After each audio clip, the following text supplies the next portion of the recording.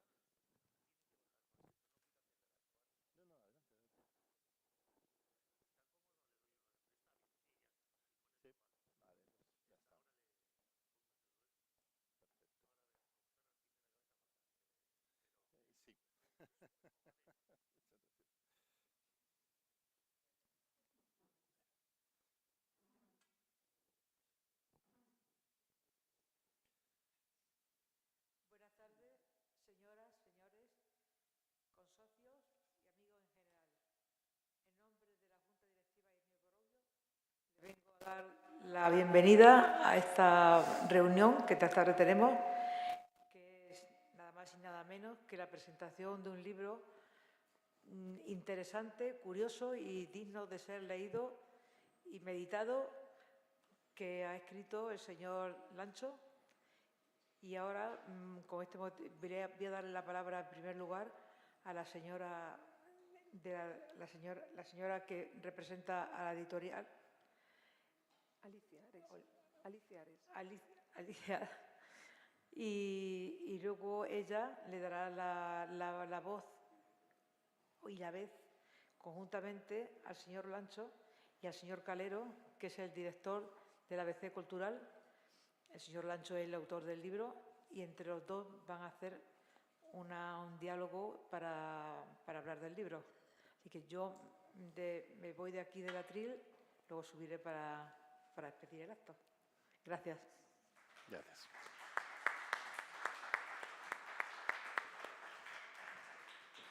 Buenas tardes. Muchas gracias, Pilar, por tus palabras. Gracias también al Casino por acogernos en esta presentación de los silogismos del bárbaro de José María Lancho y también gracias a Jesús García Calero del ABC por estar con nosotros. Efectivamente, soy Alicia Ares, la afortunada editora que ha conseguido sacar a la luz este libro.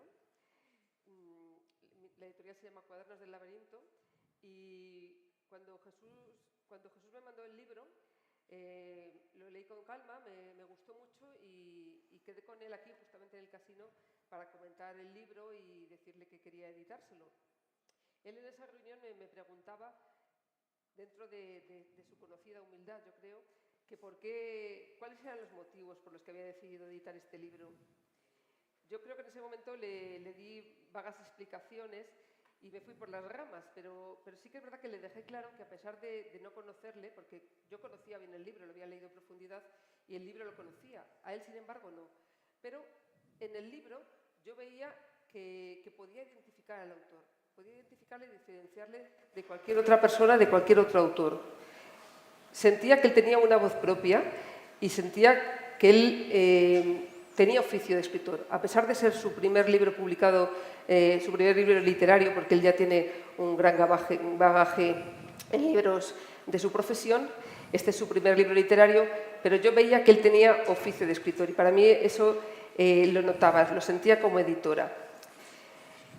Es cierto que este oficio de escritor es una labor dura, que a veces no es tan divertida como la gente piensa de que un escritor tiene una vida divertida, que se pone a escribir y a tomar cócteles y a pensar en bagatelas.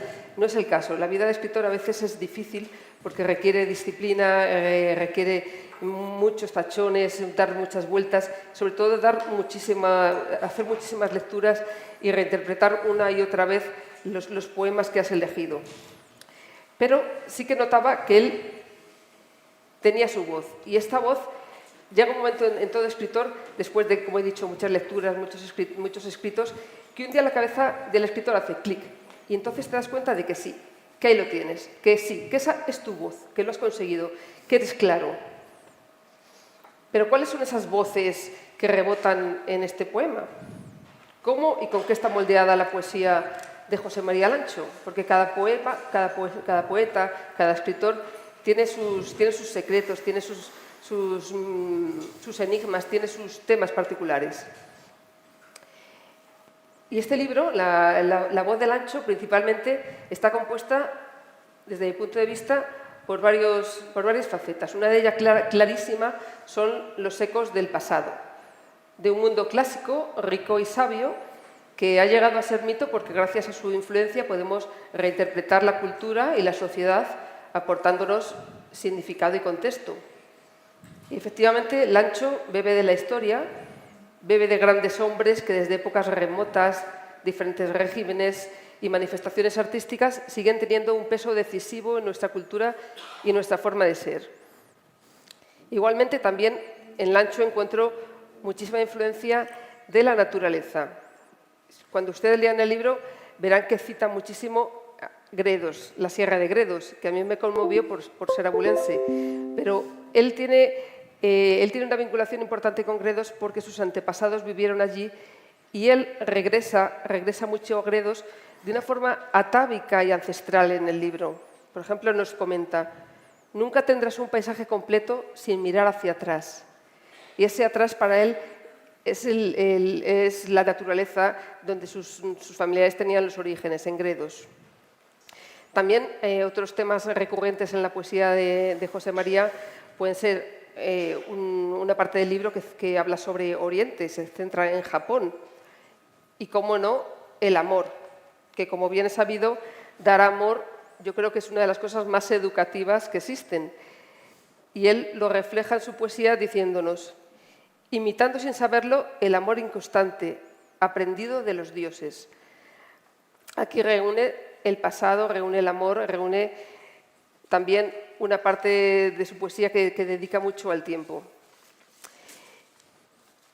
Quiero leer cómo termina el libro, no cómo empieza, sino cómo termina, porque creo que el final del libro hace una síntesis de todo su pensamiento. Es un resumen de la existencia humana, más bien, de ese polvo de estrellas que, según la ciencia, forma el 97% de nuestro cuerpo. Somos polvo de estrellas en un 97%, o bien, estando entre gente aficionada a la lectura, podríamos decir que somos un 97% de poesía. Lancho dice: grité a través de toda la literatura futura y tal vez pasada, y en este grito loco y furioso puse la obra toda de mi vida, pero ella no se volvió. Vemos aquí que encontramos ya por fin la última aportación de los temas de Lancho, que yo creo que es el tiempo. Ese gran maestro que, sin excepción, devora siempre a sus discípulos.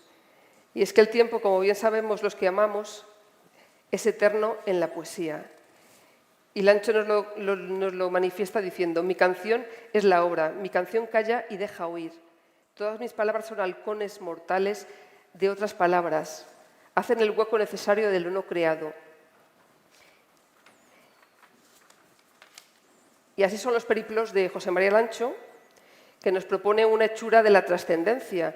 Pero siempre, yo creo que esto siempre lo destaqué en su poesía, yo creo que él siempre tiene una mirada piadosa, benigna y muy compasiva del ser humano, porque él es conocedor de que no se puede juzgar al prójimo cuando uno mismo no se ha puesto en su lugar. Y en la poesía de José María encontramos una suerte de filosofía, un muestrario de reflexiones que exploran facetas de muy distinto cariz, bibliográfico, textual, retórico, pero que todas ellas contribuyen a situarnos en un territorio de cierta melancolía por lo oído, por el ayer. Como bien nos decía Schiller, solo lo que no ha ocurrido no envejece. Y es seguro, ya termino, que la poesía de Lancho, que sí existe, no envejecerá y la historia conservará sus versos. Esa delicada belleza y cruda, desgarradora belleza que muchas veces, y en este caso, son simultáneas. Muchas gracias.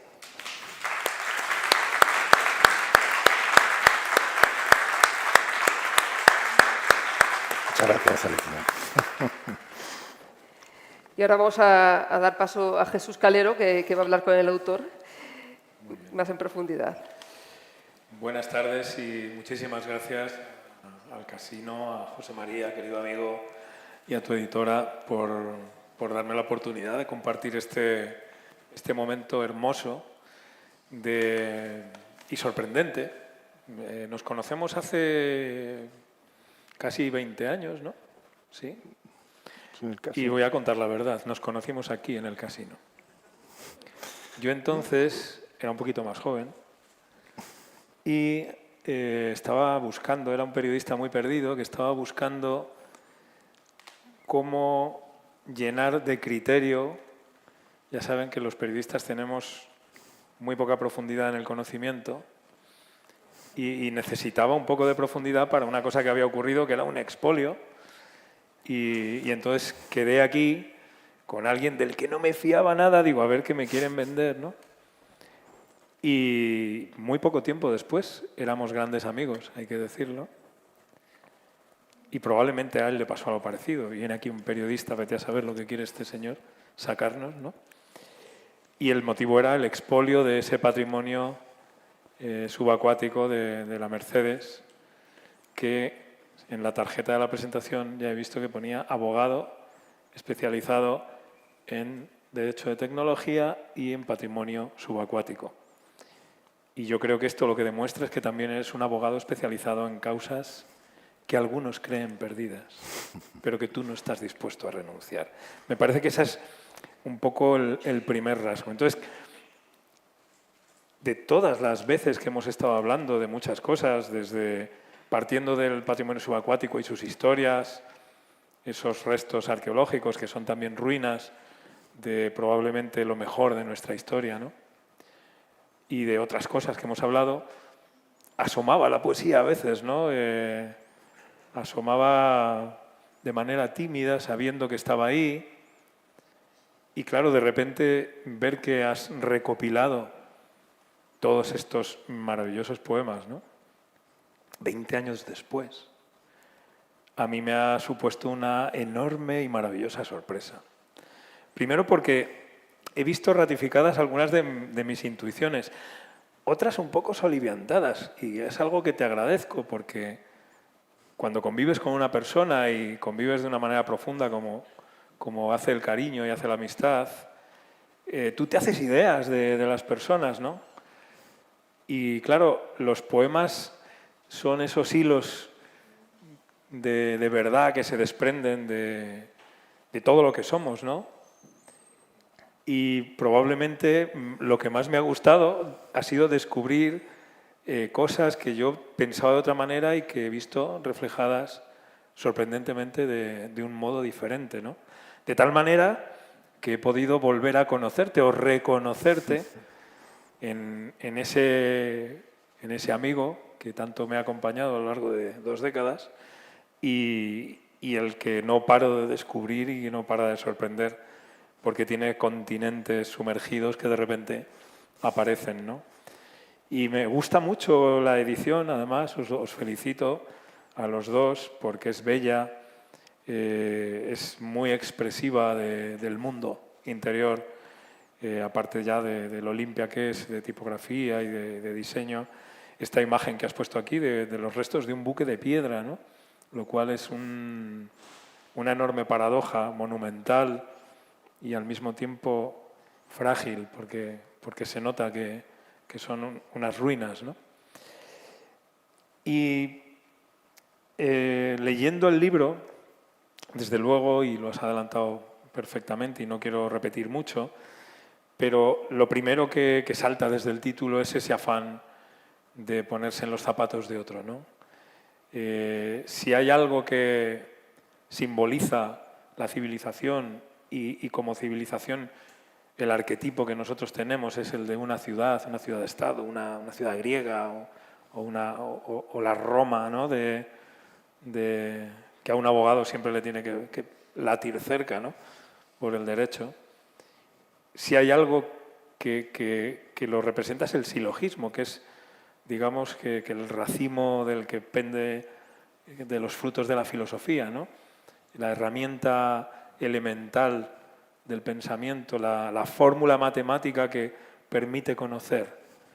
Pero cuando metes a los bárbaros, hoi barbaroi, y les concedes esa mirada desde el silogismo, estás aprendiendo a transferir la comprensión de que en el otro, en lo otro, hay cosas que debemos conocer. Hay maneras de razonar que tal vez nos son exóticas, extrañas, difíciles, ásperas. Pero todo lo que has escrito aquí es, digamos, un canto a ese ejercicio de escucha, de atenta escucha y de apertura de mente y de corazón. Lo decías también muy bien, el amor es lo que preside todo, es el amor por las cosas, el amor por las personas, por la familia, por los seres queridos, pero por las ideas, por las ruinas, por los mundos que se fueron, por el pasado, por el tiempo, por la vida. Todo eso está perfectamente imbricado. Y has hecho 3 itinerarios que también te definen, amigo. El primero es la utopía Decía que eras un abogado de causas que otros creen perdidas. Tú sabes que no lo son y estás dispuesto a dar esa batalla siempre y sin agotamiento, sin rendirte, ¿no? A otro lo has llamado Katai y ya sabemos desde hace mucho que te interesa mucho el Oriente entendido de manera delicada, pero también con ese elemento de lo otro, de lo extraño, de lo que es exótico, de lo que está ahí para que podamos aprender. El Oriente para ti está en un haiku, está en la ceremonia del té, está en un gesto civilizatorio frente a náufragos, está en poner allí los pies y mirar las estrellas desde allí mismo, ¿no? Reflejados en la misma taza del té. Ver esa unidad del universo en una cosa tan delicada, ¿no? Hemos hablado muchas veces de la ceremonia y de lo que para ti importa todo eso. Y el tercer itinerario es la ruina. La ruina es esa memoria que se resiste, ¿no? A mí me recuerda mucho a esa mirada que otros poetas han tenido siempre, ¿no? Desde la ruina podemos levantar un mundo entero, ¿no? Igual que desde un poema se puede adivinar casi un alma, ¿no? Una persona, ¿no? Se puede dialogar espiritualmente con objetos abandonados, de relictos o perdidos o sumergidos, por supuesto. Tú puedes establecer las bases para reinventar un universo, una manera de estar en el mundo con la que tú quieres dialogar. Por supuesto, es el pasado, es el camino que acaba en nuestros pies, desde el cual tú lo que quieres es continuar, ¿no? Es decir, que no lo abandonas, que estás siempre en eso. Pero, para ir acabando, que no quiero alargarme y ya que hables y que podamos leer algunos poemas, digamos que todo tu acercamiento a través del lenguaje, para mí, transparenta una fe que no tiene desmayo, que no tiene límite, que no se apaga nunca en el lenguaje y en lo que supone el lenguaje. Que un abogado tenga esa fe en las palabras, una fe que no está atada ni anudada a su nivel utilitario, ¿no? No es por lo que las palabras sirven para persuadir, aunque lo conoces perfectamente, y algo de eso también está ahí, ¿no? Porque sabes persuadirnos, pero no lo utilizas para persuadirnos de una causa, ¿no? Sino para persuadirnos de que esa fe en las palabras tiene un sentido. Todo tu libro es la búsqueda del sentido que se transparenta a través de la fe en que con las palabras tú puedes reflejar, puedes resumir, puedes compartir y tal vez modificar algo del mundo, ¿no? Y por eso es tan hermoso el libro que has parido. Y a mí me gustaría, porque claro, como vengo con la deformación del oficio, lo primero que me gustaría es preguntarte, ¿cuándo recuerdas que nació, uno, la idea de hacer este libro y, con un prólogo, la pasión de la poesía, no entendida como un hobby, sino como una profesión? Porque aquí lo que hay es un auto de fe, un acto de fe, ¿no?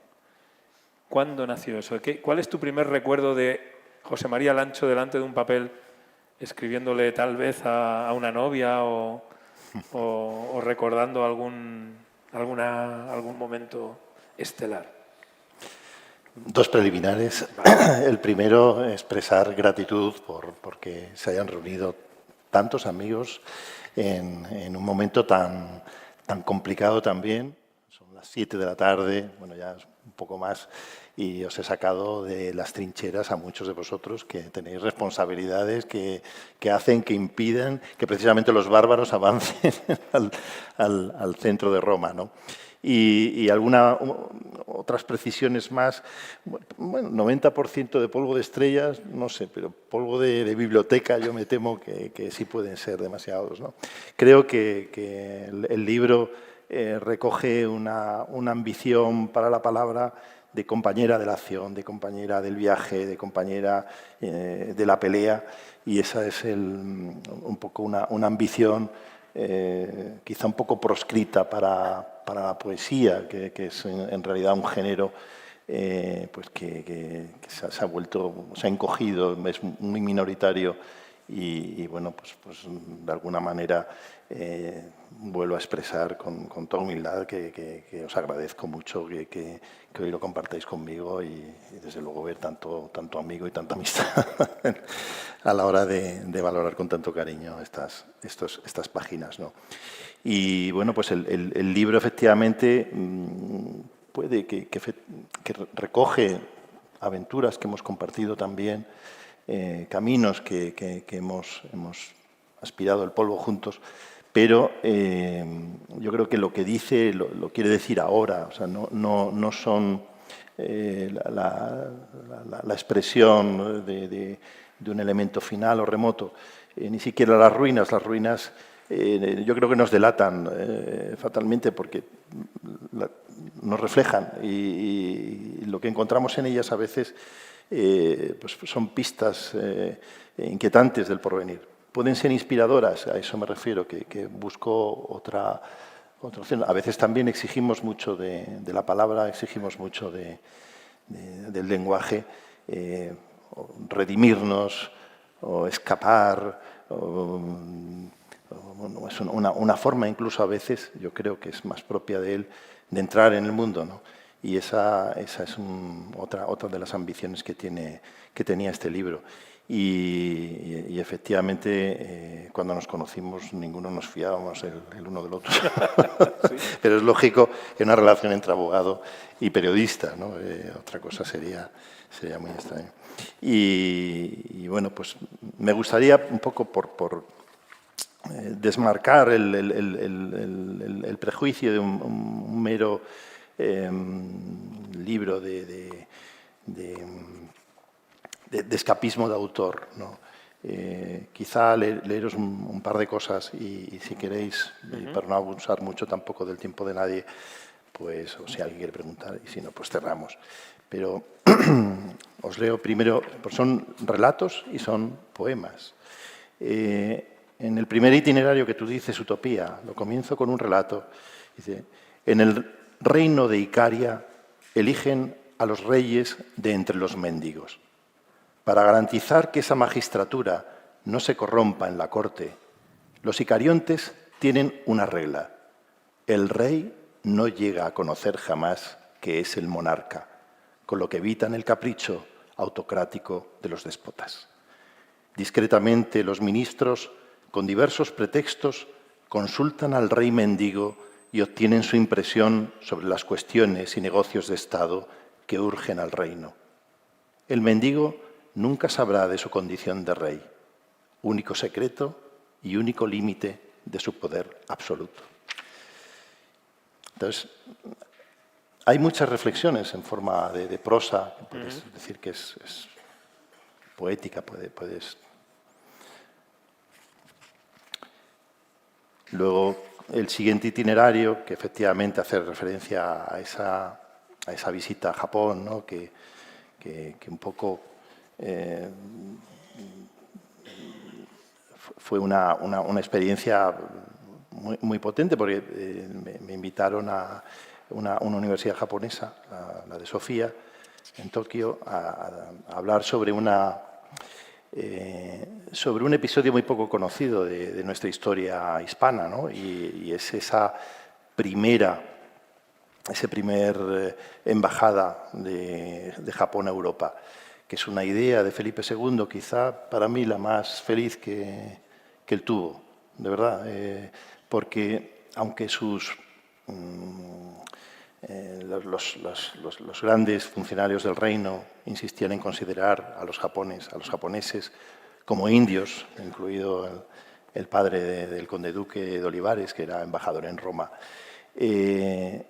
Felipe II insistió en que tenían que tener la misma consideración que un diplomático europeo. Y eso fue una transgresión absoluta. No es un rey que a mí me parezca enteramente feliz, pero sí que creo que tiene algunos detalles muy valiosos en nuestra historia. Y este es uno de los poemas que incluí en ese itinerario.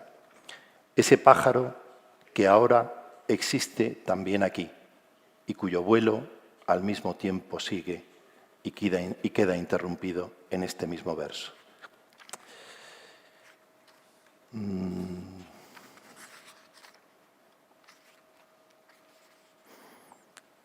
Hay una presencia importante de gredos, efectivamente, en torno a las ruinas. Me permito leeros uno más. Furiosa se extingue la lluvia de la tarde, como herida rubia vuelven los fuegos primitivos a encenderse y a dar voz a los no vivos. Como una excavación hacia los muertos, rescato de la arcilla y de su hambre fósil de entre el prohibido enjambre de los idos, los olvidados puertos, donde lleva la transparente duda a dioses, a máquinas y a hombres. Aquí mezclan sus destinos de bruma, nieblas quebradizas, como muda de sal, como presagios sin nombres, que el hedor a inmortalidad perfuma.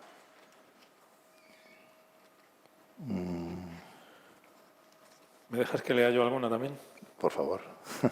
Porque hay algo que a mí me gusta mucho, que bueno, conociéndote supongo que es más fácil de detectar, ¿no? Pero tienes una brújula que no está lejos de la reflexión ética, ¿no? En todo. Y aquí lo llevas a unos extremos bellísimos y quiero leer un poema y dos, o sea, son 3 poemas, pero 2 son muy cortitos. Uno porque creo que te retrata en ese afán y los otros porque creo que están entre los que están con un zumo más concentrado. Están muy cerca unos de otros en el primer itinerario. El primero dice así: las rectas en el tiempo no existen. Todos aquellos caminos abandonados, las opciones desiertas, las muertes y las vidas que no escogimos por esta que nos toca, no se deben a otra simetría que la de una rama a otra rama. Un solitario anda con todos los solitarios de la tierra, de cualquier tiempo, de cualquier geografía, sin compartir dirección. Otras geometrías, la bondad, tal vez, en su radical asimetría, como la llama o el agua, nos permite la conexión del efecto, la ilusión eficiente de que un acto toca los extraños designios de su causa. Y ahora va más allá. Lo que el paraíso tenga que ver con Adán, lo tuvo que ver sin duda después de su expulsión. Antes no había paraíso. Y el tercero, que se titula La paradoja del infierno. Saber que en la condena a los castigados del infierno, el demonio castigará no por el mal que hiciste en la vida, sino por todo el mal que no fuiste capaz de hacer. Me gusta mucho ese asomarte a paradojas que hablan con un lenguaje de mitología, hablan con un lenguaje sagrado, sacral del mundo, ¿no? Y conectan con una literatura que es asombrosamente moral y reflexiva, como pueda ser la de Milton o otras similares, ¿no? Y me gustaría un poco saber por qué te gusta siempre mantener esa posición tan difícil, ¿no? Del hombre que reflexiona sobre el peso de los actos. ¿Eso es el abogado también? Que sabe que todo juicio tiene una condena, o al menos un fallo. ¿O es algo más? Hombre, tú has conocido también derrotas muy dolorosas, ¿no? y muchas veces recoges un arma que sabe que no va, que el extremo suyo no es una victoria, ¿no? Pero sería reconocer que este cuarto de hora que estamos aquí, ¿no? que compartimos en nuestro recorrido vital, pues que no estuvimos. Hay también una paradoja que la expresé en verso y me he encontrado cuando tú estabas incidiendo en eso, y a lo mejor la encuentráis valiosa, ¿no? Valiosa en el sentido de que podemos compartirla, ¿no? Y solo en el agua se refleja ese otro mundo que existe ondulante, ¿no? Cuesta mucho tocar la realidad, ¿no? Y tocarla sin romperla, creo que nos concentramos, los abogados, Pilar está ahí, ¿no? Intentamos cambiar los actos de los que entramos en ese juego, en esas ecuaciones, ¿no? de la decisión moral, pero todo lo demás tenemos una responsabilidad, ¿no? de no romperlo, de que lo adquieran las generaciones que vienen y mantengan, digamos, ese acervo de decisión moral que no podemos restarles. O sea, yo creo en ese marco de lo moral como no puedes devolver algo peor que como lo has recibido. Es una obviedad, pero creo que tienes que mantener la capacidad de decisión para los que vienen, ¿no? Pero en cambio el ámbito de la decisión humana es... Y ahí entra el elemento del desorden del amor, ¿no? Que también está en algunos de los poemas. No sé si alguno te ha gustado de alguna manera algún poema amoroso por dejar. Sí, claro.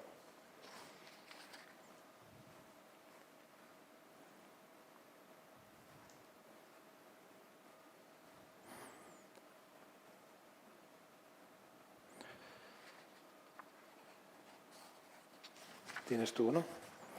Estaba buscando otro, pero es obvio que en el primer itinerario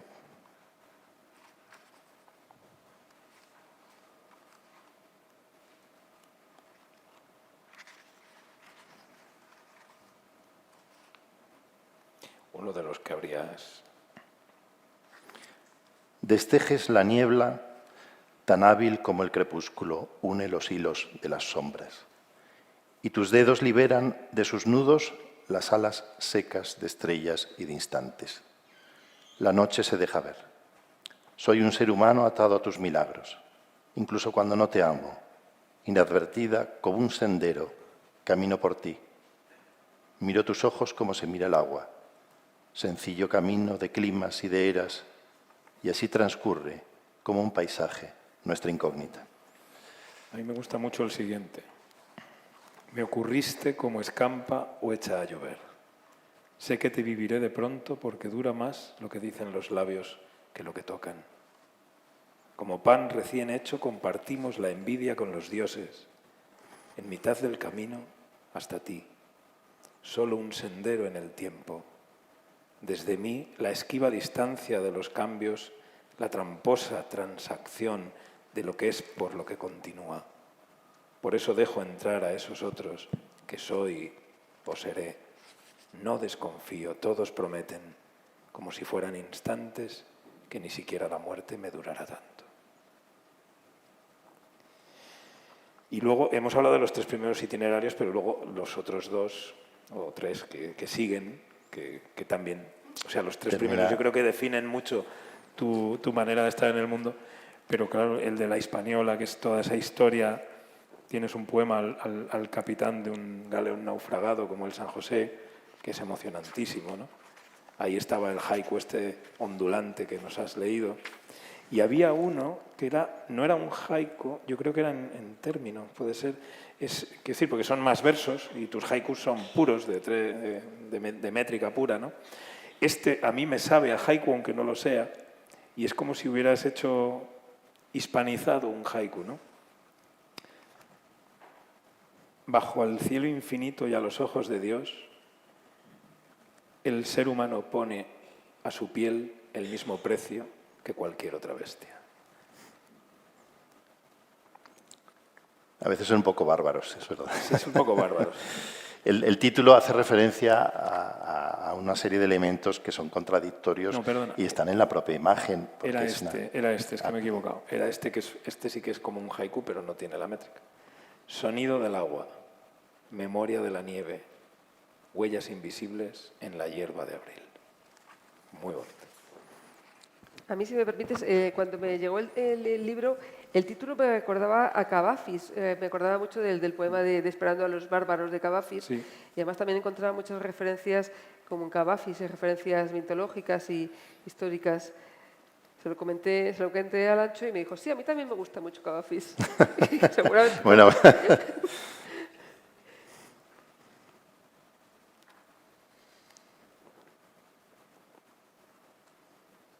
¿Vas a leer alguno? Hay mucha ironía, porque en lo que... También hay mucha ironía, sí. Sí. Hay un cuento humor, que... Sí. Si me dejáis un cuento ya no abuso más de vosotros. Mira. En la vieja Cuba de los mares del tiempo, en algún momento del siglo XVII, ambos viejos portan largas pelucas grises y en sus vestiduras brillan, mestizados por las sedas, todos los colores del arco iris. Uno de los viejos ostenta una enorme y negra verruga en la mejilla izquierda. Los dos llevan largo tiempo callados, aun siendo esta vez la primera que tras largos años y guerras y viajes se han vuelto a ver. Querido amigo, ¿te acuerdas de Laura? Seguro que sí. No hubo ninguna otra, ¿verdad? Bajo el galeón de plata de la luna continuó. Fue ella, tan solo, la que soportó tu genio de juventud, tus poesías, tus ensayos, tus delirios, y como tú siempre has dicho, fue tu único amor. Tal vez por un falso afán de protegerte, me guardé este secreto. Mademoiselle Lucía no era la tímida virgen que aparentó sacrificar su virtud por tu talento, sino que era una famosa y muy experta cortesana italiana a la que yo pagué para que se acostara contigo. Una puta, vamos. Ambos viejos se miran sin enojo y ríen aquella ocurrencia de juventud, y celebran elevando un exquisito vino centenario en sus copas de cristal de un volcán, vertiendo en sus leguas ávidas pero viejas e inservibles para el gusto. En ese momento, el viejo de la verruga responde, ciertamente nunca lo imaginé, viejo amigo, pero viendo todo este palacio y pensando en la larga lista de tus títulos y tierras y rentas que posees, no puedo callarme por más tiempo. Tu amado primogénito, el heredero de todo esto que lleva tu nombre, es en realidad hijo mío. Tu esposa, honrado es decirlo, fue una mujer de este siglo. Los dos viejos miran con sus monóculos a mediana distancia a un rechoncho muchacho que come pasteles mientras tiembla su horrible y palpitante verruga en la mejilla izquierda.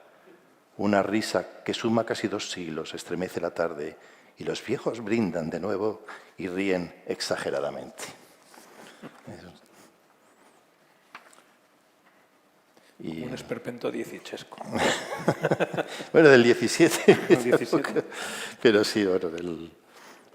Y bueno, pues vamos a dejar si alguien quiere decir algo. Eso ¿no? es, alguna pregunta, ¿no? Pero... El autórico es una explicación del título, pero no lo has terminado. Ah, que has empezado a explicar el título, pero luego no has acabado. ¿De dónde viene?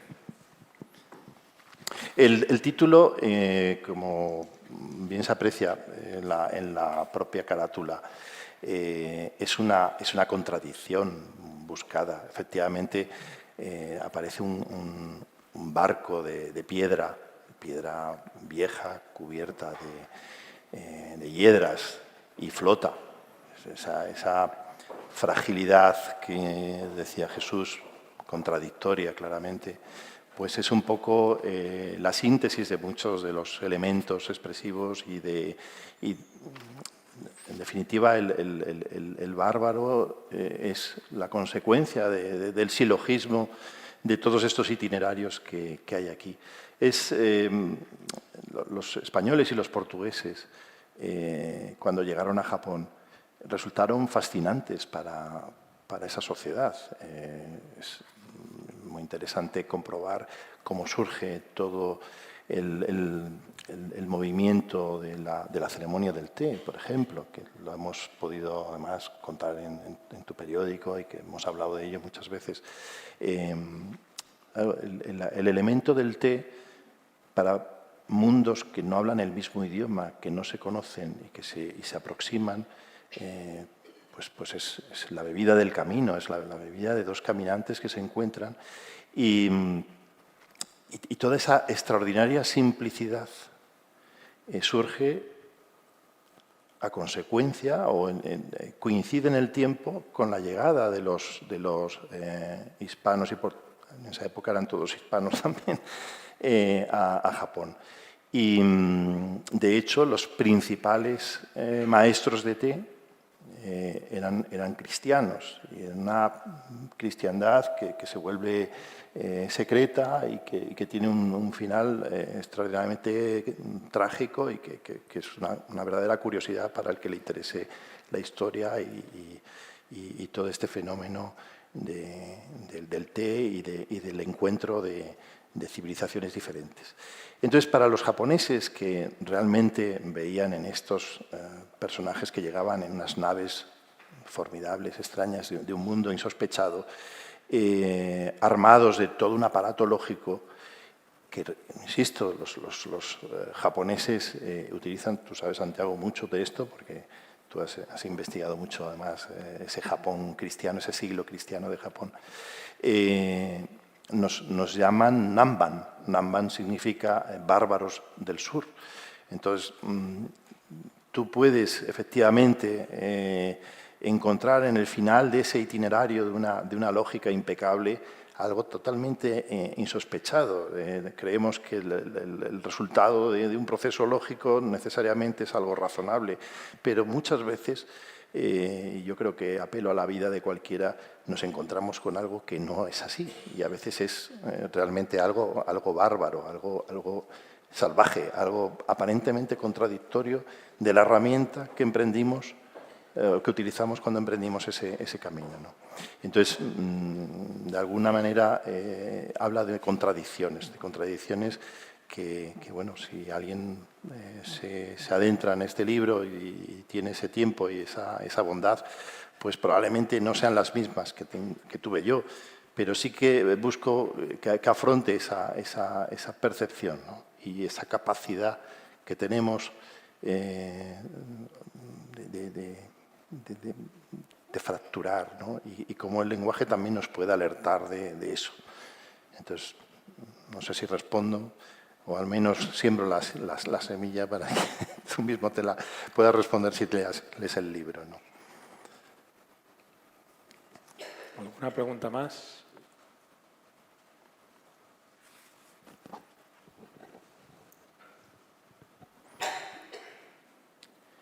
Si nos hemos de encontrar, séame en ti, séate en mí. Hay algo de Dios que no le hemos devuelto. Como una llave, la culpa es el precio. La habilidad demuestra que siempre es la mano más frágil la que alcanza más lejos. En fin, ahí está el libro. Otra pregunta. Una pregunta. Hola, buenas tardes. Hola. Yo quería preguntarte, obviamente hay una inspiración a través de todos tus viajes y yo intuyo que los silogismos del bárbaro son también un camino hacia otro viaje. Entonces, me gustaría preguntarte qué influencias hay en el libro. ¿De dónde emana todo lo que tú estás plasmando? ¿Es literario? ¿Son vivencias? ¿Son recuerdos? Bueno, ahí hay un mestizaje que no puedes esquivar, ¿no? Yo creo que no soy especialmente viajero y cuando he viajado lo he evitado que sea por turismo, siempre como un pretexto y con la pereza de alguien que realmente vive con un eje gravitatorio de amistades, de bibliotecas, de libros. Pero cuando he tenido que viajar, a veces ha sido a sitios que no han sido necesariamente amables o en un contexto que no lo era, pues bueno, evidentemente eso reverbera en algunas de estas páginas, ¿no? Y otros pues sí han sido más felices. Yo creo que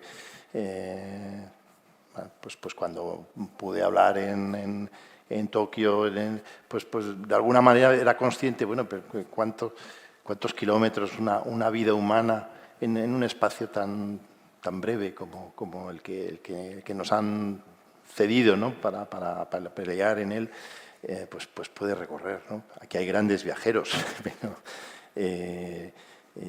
a mí me pareció que son pocos, pero viajes con un sentido, eran parte de un destino más que de una... Lo digo con humildad, o sea, esto se agotará en cualquier momento, pero sí que esos viajes, no numerosos, pero sí intensos, pues explican muchas de estas páginas, sí, efectivamente.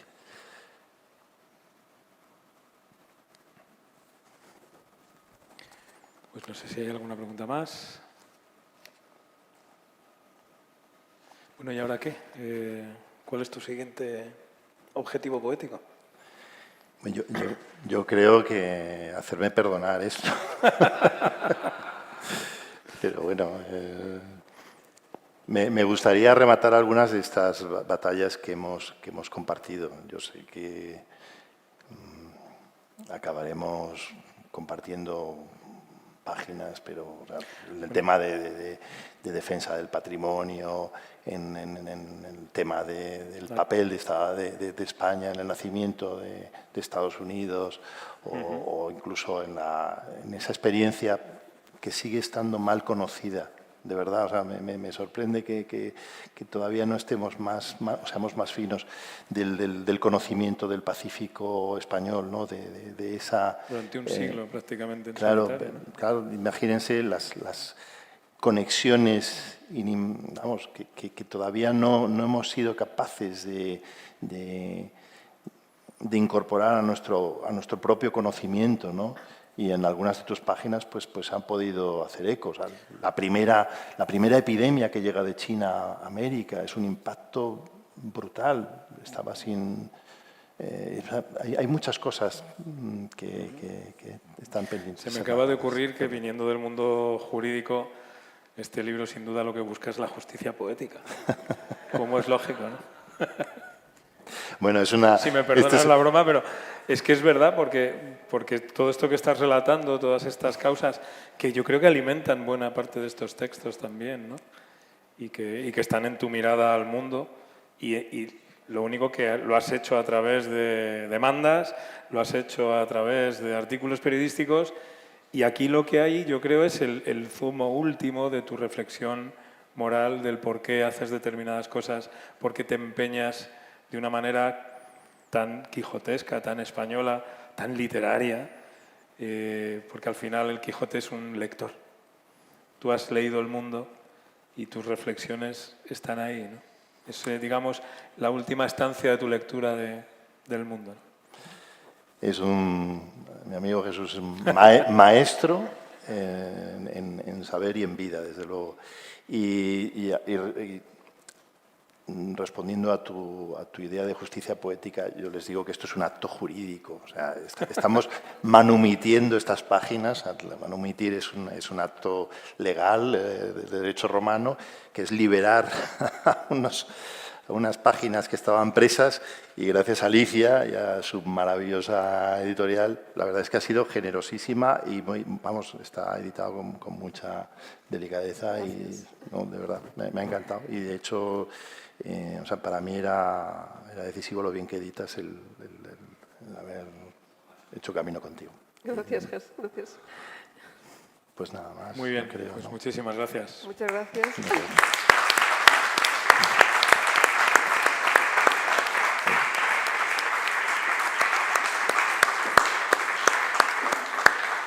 Solamente una cosa antes de que cierre Pilar, decirles que el autor nos ofrece un vino es verdad, después del sí, acto. sí. Están Ustedes todos quieren, ustedes sí, invitados y creo que es en el piso de abajo, ¿no? No, sí, aquí, aquí mismo, ¿no? en el bar. Aquí mismo. Sí.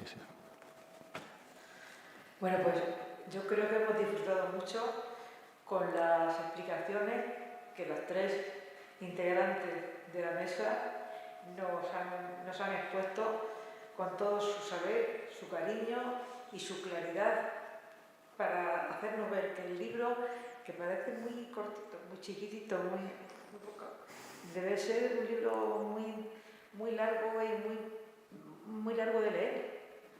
Porque yo creo que eso hay que pensarse mucho lo que se va leyendo. Por lo menos lo poco que habéis leído, y yo he podido captar, porque el libro no lo he leído. Pero yo creo que ese es un libro que la filosofía está muy presente en él y nos va a hacer pensar mucho cuando lo estemos leyendo. Espero que todos ustedes hayan pasado una buena tarde y ya saben, están todos invitados siempre aquí al casino para poder disfrutar. Los casinistas y los que no lo son también están invitados para poder disfrutar de todas las actividades que, como esta, pues se producen aquí. Así que suerte para el autor y suerte para todos los que han estado aquí interviniendo. La editorial, así como dice el señor Lancho, que ha podido, como todos los editores, arriesgan, pero yo creo que aquí ha debido de ser con un fruto bueno. Muchas gracias por todo y a todos vosotros por haber venido.